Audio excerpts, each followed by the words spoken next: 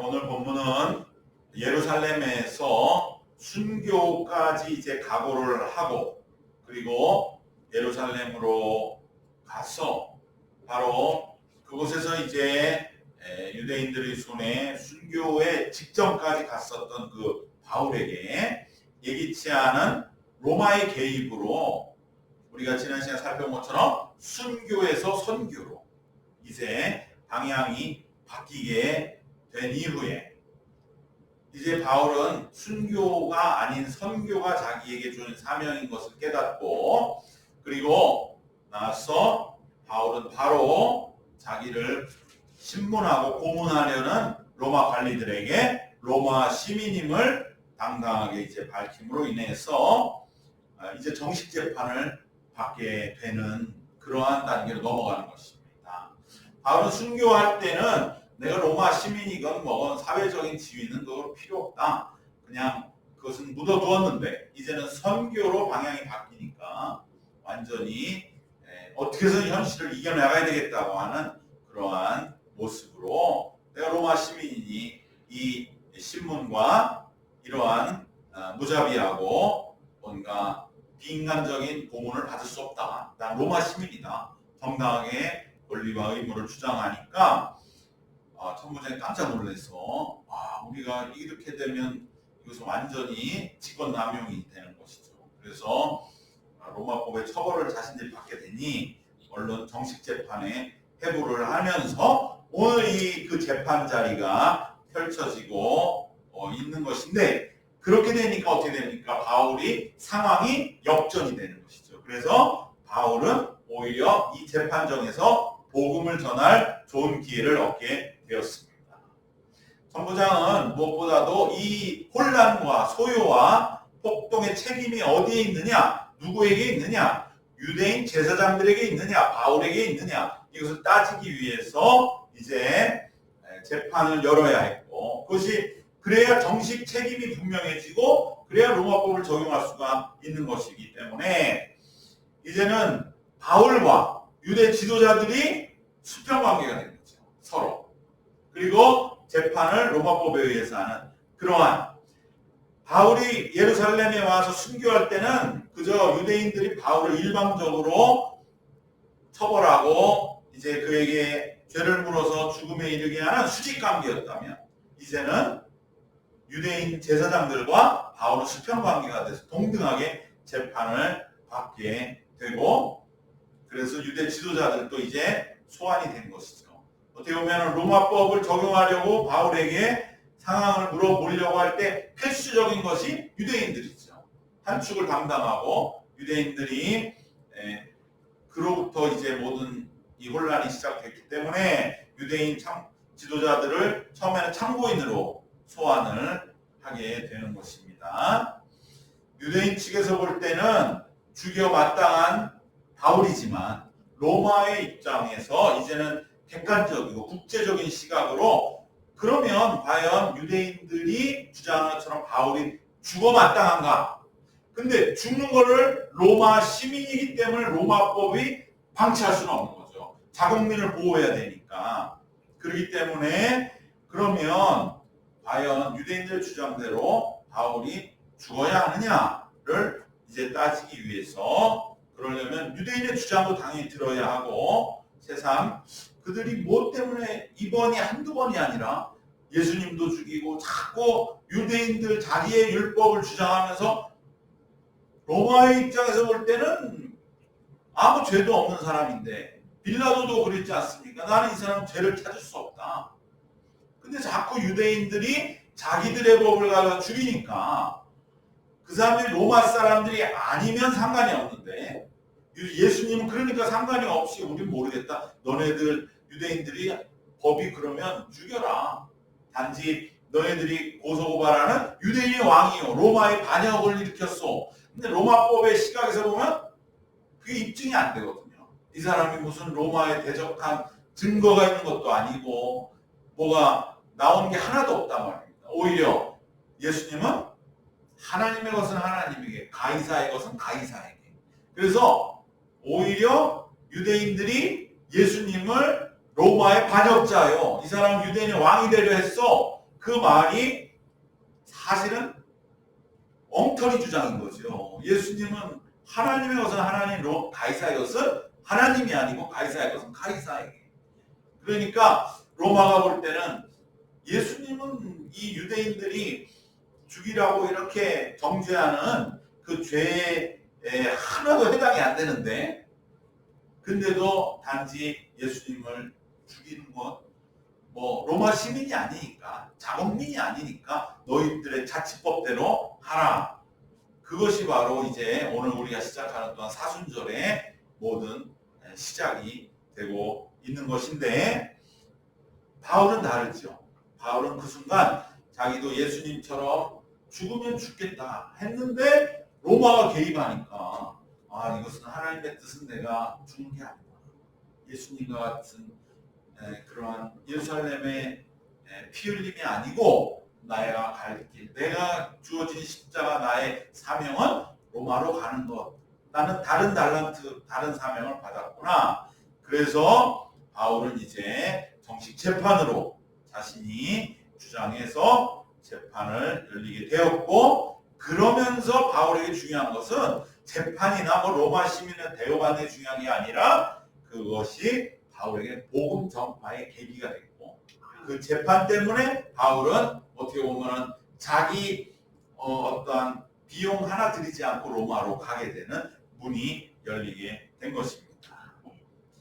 그럴 바울이 로마가 유대인과 바울 사이에 재판을 하기 위해서는 유대인의 주장도 들어야 되고 바울의 주장도 들어야 되기 때문에 이제 거꾸로 말하면 바울에게는 마음껏 자신의 주장, 즉 복음을 전할 수 있게 되는 놀라운 반전의 역사가 펼쳐지게 된 것입니다.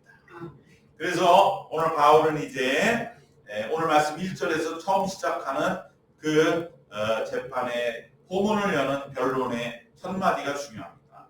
1절의 말씀을 같이 한번 읽겠습니다. 바울이 공회를 주목하여 이르되 여러분 형제들아, 오늘까지 나는 범사의 양심을 따라 하나님을 섬겼노라 하거늘.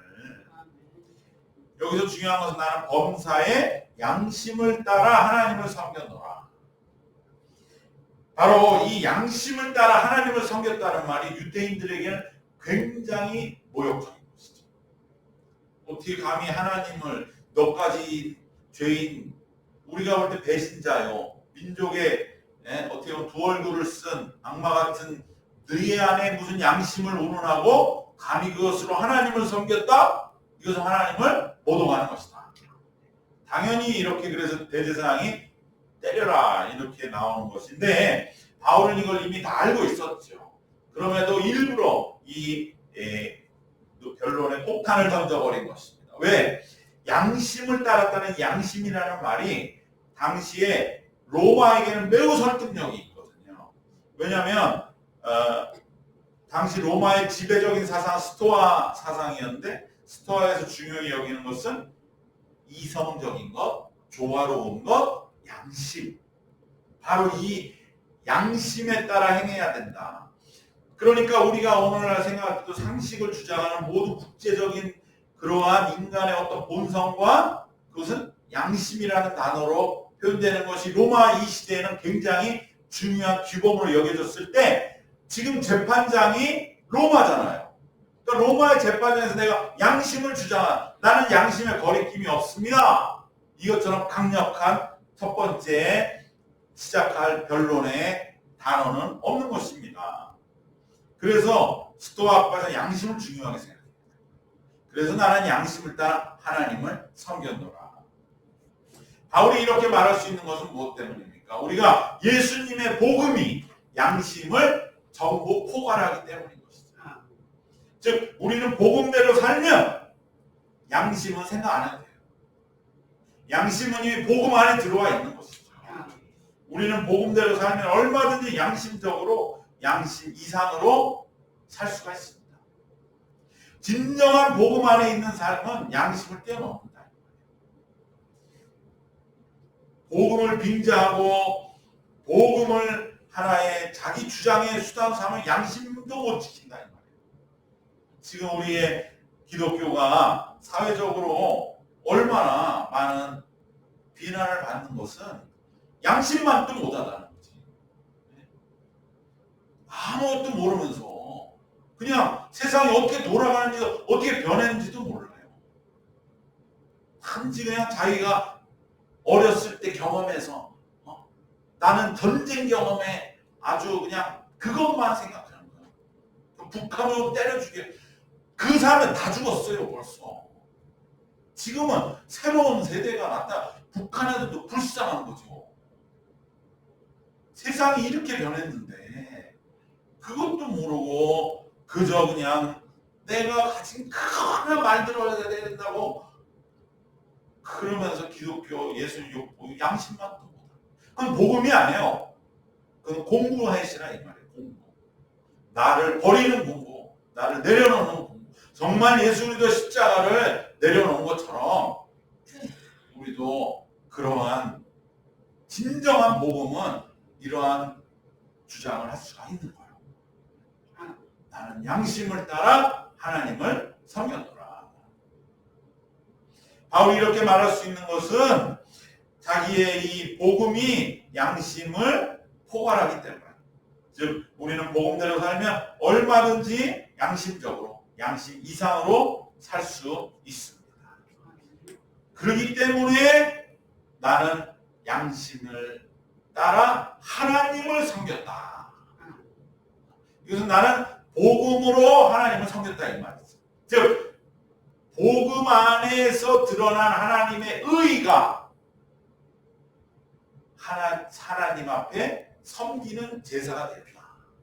즉 나는 예수 그리스도를 믿음으로 말미암는 그 의로움으로 하나님께 나아갔습니다. 그 말씀인 것이죠. 이것은 우리에겐 너무나 아멘 할렐루야지만 유대인들에게는 무슨 말입니까? 감히 주장할 수 없는 것이죠. 왜? 유대인들은 얼마 전에 예수를 십자가에 못 박아 죽었기 때문에 30년 전에 죽인 그 사람의 피의 공로로 하나님을 섬겼다? 그럼 우리는 뭐가 돼? 유대인들은 뭐가 돼요? 모든 것 다 내려놓아야 되는 거죠. 그걸 지금 주장하는 사람들에게 바로 이 주장을 할 수가 있겠습니다. 그렇기 때문에 유대인들은 완전히 그냥 뚜껑이 열리는 것이죠. 우리말로 하면. 유대인들에게 감히 주장할 수 없는 언급입니다. 나는 양심을 따라 하나님을 섬겼다. 그래서 네가 어떻게 하나님 앞에서 감히 너의 의를 주장하느냐. 제사장들이 눈으로 볼 때는 바울은 제사장들이 의롭고 바울이 죄인이잖아요. 그렇기 때문에 완전 죄인인 제사장들이 볼 때 제사장들 자기도 하나님 앞에 의를 주장하지 못하는데 죄인인 죽어마땅한 저 원수 같은 바울이 하나님 앞에 자기가 당당하다는 거죠. 의를 주장하는 거죠. 나는 양심을 따라 하나님을 섬겼노라. 얼마나 제사장들이 기가 막혔겠습니까? 하나님 앞에서 어떻게 바울 너 같은 자가 의를 주장할 수 있느냐 감히. 그리고 주장할 수 있다 하다 100번 주장한다. 그래 제사장들도 종교 지도자들 아닙니까? 마음이 너그러 주장할 수 있다 쳐. 그럼 너는 뭘 따라 하나님을 섬겼노라 라고 해야 되냐. 제사장들의 입장에서 정답은 나는 어릴 적부터 배웠던 율법과 예루살렘 성전에서 매년 드리는 제사를 통하여 하나님을 섬겼노라. 이게 정답이죠.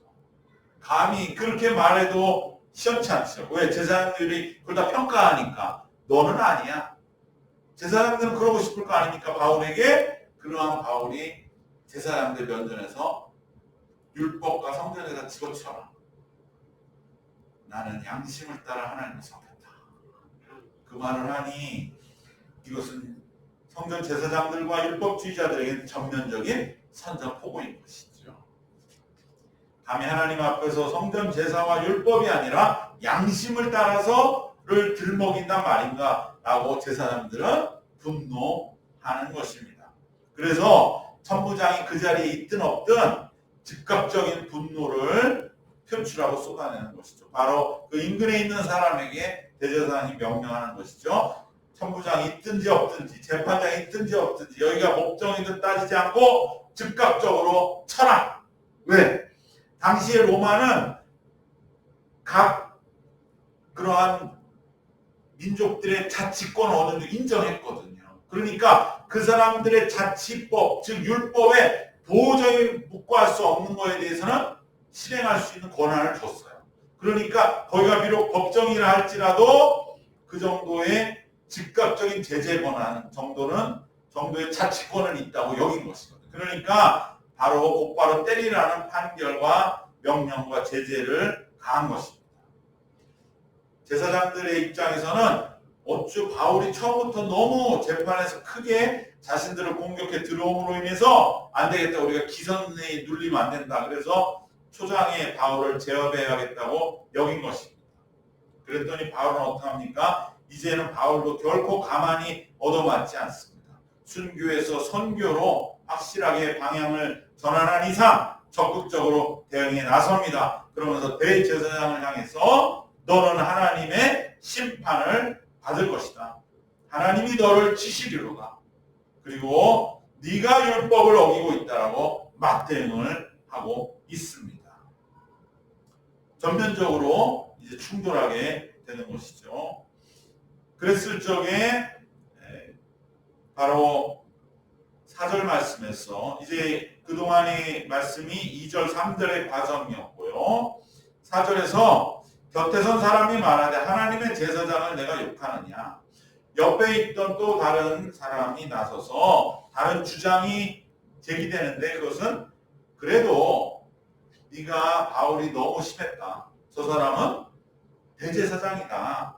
라고 대제사장을 모욕했다고 하는 그러한 공격을 바울에게 들이대는 것이죠. 바울은 이때 이것에 대하여 너는 또 뭐야? 저 사람 인정 못해 이렇게 하지 않습니다. 바울은 이에 대하여 더 이상 공격적으로 나가지 않고요. 대제사장인 줄 내가 몰랐다 라고 자신의 과오를 시인하고 대제사장의 그러한 권위를 인정해 줌으로써 자신은 그런데 바울이 여기에 노련한 거예요. 왜냐하면 그렇게 하면 어떻게 됩니까? 바울이 율법이라고 하면 아주 그냥 처음부터 끝까지 대놓고 적대적으로 반대하는 극단주의자가 아니구나. 바울은 결코 율법에 대해 무분별하게 적개심을 품은 사람이 아니라고 하는 것을 바울은 이 사과를 통해서 유대인과 로마 재판정들에게 보여주는 것이죠. 즉 바울 자신도 결코 율법을 경시하지 않는다는 태도를 보여주는 겁니다. 이를 통해서 바울은 자신이 주장한 양심 그리고 그 양심의 기둥이 되는 복음 그것과 율법은 서로 대립하고 충돌하는 것이 아니라고 하는 것을 보여주는 거죠. 어떠한 율법 주장이든지 발끈해서 바울이 다 그냥 들이받았으면 이렇게 말할 수 없지만 아 그렇습니까? 대제사장은 내가 몰랐습니다. 그 점에 대해서는 내가 그러면 인정합니다. 이렇게 말함으로써 바울의 양심과 즉 그 안에 있는 복음과 율법은 서로 충돌하는 게 아닌데 누가 충돌시켰느냐? 유대인들이 충돌시켰다. 이렇게 이제 결론 내려짐으로 인해서 오히려 바울은 재판장의 마음을 얻고 재판의 흐름을 자기 쪽으로 유리하게 끌어당기는 것이죠. 내가 양심에 따랐다고 해서 결코 율법을 무시하는 것이 아니라 율법 위에 율법을 존중하며 율법 위에서 율법을 이루신 그 예수 그리고 율법은 결코 줄 수 없었던 그 의를 우리에게 주신 그분이 계시다는 것을 이제 로마 사람들에게 은연중에 암시하는 거죠. 로마 사람들이 듣다 보면 바울은 유대인들하고 같이 싸우는 자는 얘기가 아니었네. 뭔가 자기만의 높은 신념이 있는데 그 주인이 누군가 그런 것을 이야기하는 것으로 바울은 이제 로마 사람들의 관심을 끌게 되는 것입니다. 율법 외의 새로운 의, 곧 예수 그리스도를 믿음으로 얻는 의는 바로 율법도 성전 제사도 능가하는, 그리고 로마 사람들이 또 인정하는 양심도 능가하는 그러한 참된 의라고 하는 것을 바울은 이제 선언하고 있는 것입니다. 완전한 재판장에서의 승리를 바울은 이루어가고 있는 이 놀라운 모습을 우리는 이 말씀 속에서 보게 되는 것이고요. 뒤에 나온 이제 사두개와 바리새인과의 다툼은 바울이 한 걸음 더 나가는 거죠. 다 사두개든 바리새인들이든 전부 성전주의자, 율법주의자거든요. 그런데 너희들이 그렇게 성전과 율법에 순수하냐? 너희들 안에도 다툼이 있지 않느냐? 어떻게 성전과 율법이 완벽하면 너희들 속에서 그 화합하지 못하고 너희들이 싸우는 모습, 그것을 한번 로마인들에게 내가 보여줘야 되겠다.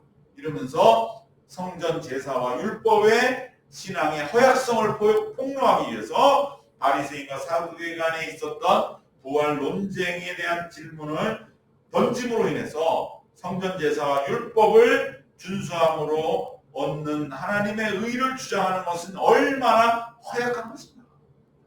그러한 로마인들이 이렇게 볼 거 아닙니까? 사두개와 바리새인 싸우는 모습 보면서 저렇게 싸우는 저 모습이 그렇게 뭔가 자기네들의 목숨 같은 신조를 지키기 위해서 바울을 죽일 정도의 그러한 값진 논쟁인가? 로마가 보고 있을 적에 그것을 바울한테 보여주기를 원한 거예요. 그래서 바울이 주장하는 예수 그리스도의 십자가의 의와 율법과 성전을 목숨처럼 여기면서 바울까지 죽이겠다고 여기는 저들의 의 중에 뭐가 진정한 의인가가 로마 사람들 눈에 다 보이면서 자연스럽게 복음의 우월함, 복음의 절대적인 능력이 스며드는 것이죠. 그것을 보여주기 위해서 바울은 그것을 너무나 잘 알고 있기 때문에 물음을 전체에게 던지는 것이죠. 그래서 바울이 나는 바리새인인데 내가 왜 이렇게 핍박받느냐? 바로 하나도 영적인 것을 인정하지 않은 저 사두개인들 때문이다. 우리는 바리새인인데 내가 말하는 하나님의 의도, 그것도 우리가 진정으로 율법을 지키며 죽어가다가 그래도 새로운 부활의 소망을 가지고 바리새인들은 끝까지 율법을 우리들은 지키려 애쓰는 그 길을 가는 것, 그것과도 다르지 않다. 나도 부활을 인정하고 오히려 그것을 너무나 강하게 전파하기 때문에 이러한 핍박을 받는 것이다 라고 했더니 바리새인들 중에 많은 사람들이 사두개인들과 그 자리에서 논쟁을 벌이게 되면서 바리새인 중에 몇 사람이 일어나서 우리가 이 사람을 보니 악한 것이 없도다. 9절 말씀에 바로 자기네들이 결국은 진 것을 자기네 입으로 말하는 거예요. 이 사람 악한 것이 없는데 우리가 왜 죽이려고 그랬지? 너무나 법정의 흐름을 기막히게 주도해가는 바울의 이 지혜는 오직 성령님으로부터 나온 것이 우리는 이 현장 속에서 깨닫게 되는 줄로 믿습니다. 즉 율법과 성전 제사가 말하는 의는 부활 논쟁에 하나도 해결치 못하는 그런 자존심 싸움과 논리적인 다툼에 불과하는 것을 로마 앞에서 바울은 분명하게 폭로하는 그러한 물음을 던짐으로써 재판 전체를 주도해 가는 것이죠. 바로 이것은 성령님으로부터 나온 것이다 하는 것을 우리는 마음 깊이 깨닫게 되면서 예수님이 마태복음 10장 18절에서 20절 말씀과 같이 또 너희가 나로 말미암아 총독들과 임금들 앞에 끌려가리니 이는 그들과 이방인들에게 증거가 되게 하려 하심이라. 너희를 넘겨줄 때 어떻게 또는 무엇을 말할까 염려하지 말라. 그때 너에게 할 말을 주시리니 말하는 이는 너희가 아니라 너희 속에서 말씀하시는 이 곧 너희 아버지의 성령이시니라. 예수님께서 우리가 어느 자리에 가든지 그때 할 말을 주시겠다. 그때 성령께서 말씀해 주실 것이다 라는 것이 그대로 이루어지는 장면이 바로 오늘 바울의 예루살렘에서의 결론의 자리가 된 것입니다. 오늘 말씀의 결론을 맺도록 하겠습니다. 바로 이렇게 재판은 바울의 완승으로 끝났고, 더 중요한 것은 이것을 통해서 바로 로마 사람들에게 바울이 말하는 것은 결코 이것은 간단한 이야기가 아니고, 이것은 로마에 가서 이것은 다투어 볼 만한 문제다. 단지 여기서 그저 사형하고 말 문제가 아니고 판결하고 말 문제가 아니라는 그러한 복잡한 문제인 것을 로마에게 분명히 보여준 것이기 때문에 로마로 갈 길이 마련된 것입니다. 이 문제는 굉장히 심층적이고 또 민족적인 어떠한 복잡한 역사가 있고 영적이고 구원의 문제인 것을, 그래서 로마의 본거지에서도 이것은 충분히 한 번쯤 다퉈볼 가치가 있다는 것을 보이고 그것을 심지어 과시하기까지 한 것입니다.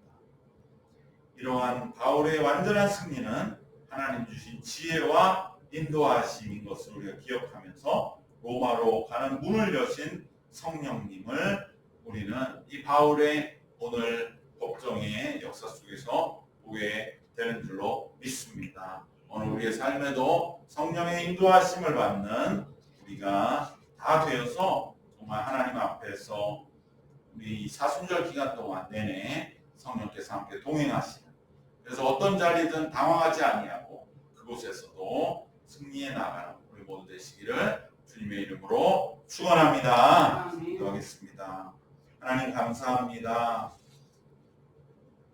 바울의 놀라운 인도의 역사를 보면서 성령이 이끌어가시는 그 현장이 오늘 우리의 삶의 자리가 되게 하여 주셔서 우리의 삶의 어떠한 상황에서도 항상 승리하고 이겨나가는 그러한 우리의 이번 사순절이 되도록 주님이 이끄시고 인도하여 주시옵소서. 하나님 도우시고 이끄신 믿사옵고 우리 주 예수 그리스도의 이름으로 기도드리옵나이다. 아멘.